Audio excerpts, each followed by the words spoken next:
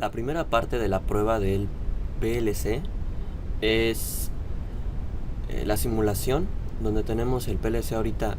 Este es el simulador, este es como si fuera nuestro PLC, de acuerdo a como lo explicaron la clase pasada. En la parte de acá tenemos la programación en lenguaje escalera. Yo lo conozco como lenguaje escalera, aunque escuché que le dijeron de otra manera. Para iniciar el PLC lo único que se tiene que hacer es darle run. Aquí empieza a cargar y ya cuando dice DC run significa que ya está corriendo correctamente el PLC. Esta es la parte, le dimos aquí en los lentecitos, como nos dijo el profe, donde podemos observar el curso que va llevando como una simulación interactiva. Este es como si fuera nuestro PLC físico, solo que simulado, y esta es la parte que es inherentemente simulada. Bueno, ya está corriendo el PLC. Aquí dice que la entrada 0 tenemos dos. Para la entrada 0, dos contactores, uno que es normalmente abierto y uno que es normalmente cerrado, encendiendo a dos lámparas. En este caso la lámpara A0 está con el contacto NC y la lámpara A1, o la lámpara 1, vamos a decirlo así, está con el contacto NA, NC, normalmente abierto, normalmente cerrado. Fue una confusión mía. Ok, aquí tenemos las entradas y aquí tenemos las salidas.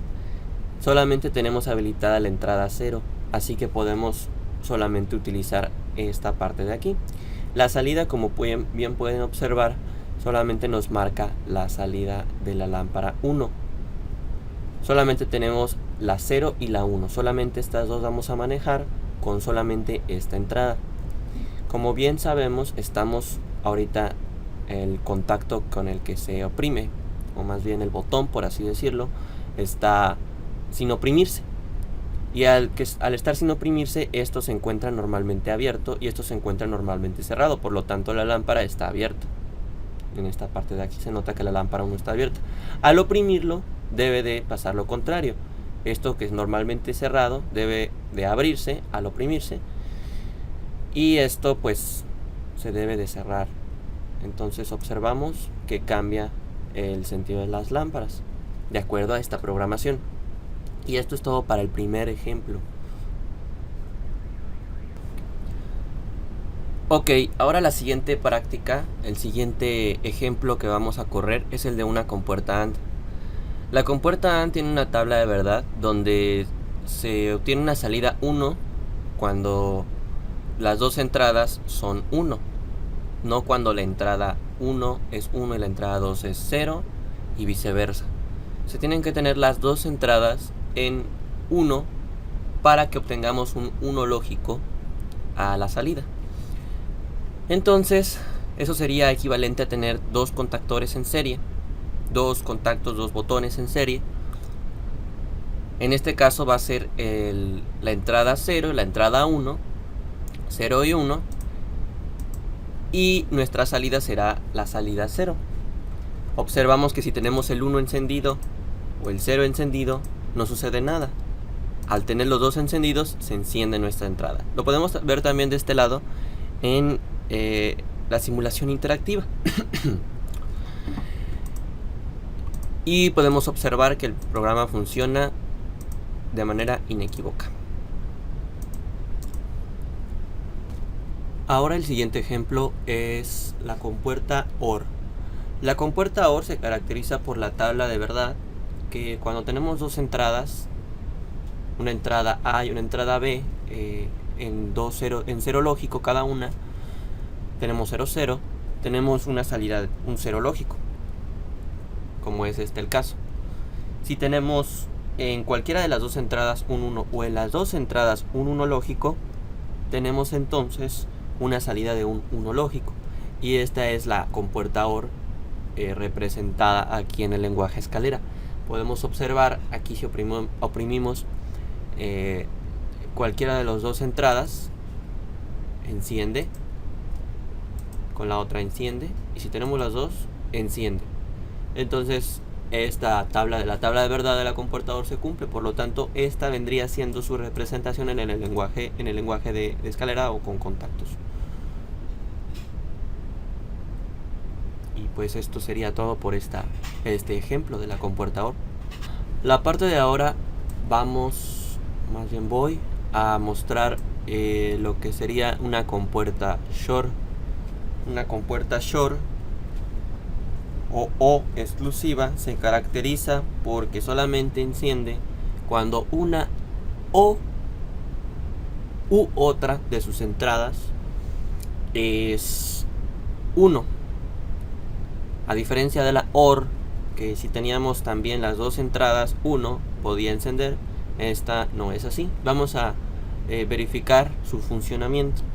En este caso esta es la representación en el lenguaje escalera, contactos normalmente cerrados de E0 de la entrada 0 y contactos normalmente cerrados y abiertos de la entrada 1, para que cuando pase la corriente aquí tenga que estar abierta esta parte de aquí para poder entrar, pero si esta se abre, esta se cerraría. Vamos a proceder al ejemplo para que quede más claro y después lo explicaré. Tenemos la entrada 0 y vemos que la lámpara enciende. Porque pasa aquí, se permite el paso por esta entrada y esta, al no estar activada, pues es normalmente cerrada. Podemos observar que al oprimir el botón esta se desactiva porque es normalmente cerrado. Si nosotros activamos la entrada 1, pasa una situación similar. Se desactiva la parte de abajo, pero se activa la parte de arriba. Si nosotros activamos las dos entradas, vamos a tener que los contactos normalmente cerrados se vuelven contactos normalmente abiertos. Y entonces no permite el paso aquí y no permite el paso aquí, por lo que no va a pasar por ningún lado. Y nos damos cuenta que eso es cierto. No permite el paso aquí en este normalmente cerrado y en este tampoco. Y así es como está constituida la entrada, la compuerta lógica short o OR exclusiva. Y eso es todo por parte de esta entrada. Todo es parte del mismo archivo que he ido modificando, por ende no cambia el nombre. Al final solamente guardaré la entrada correspondiente, la compuerta correspondiente al nombre del archivo, que sería la AND.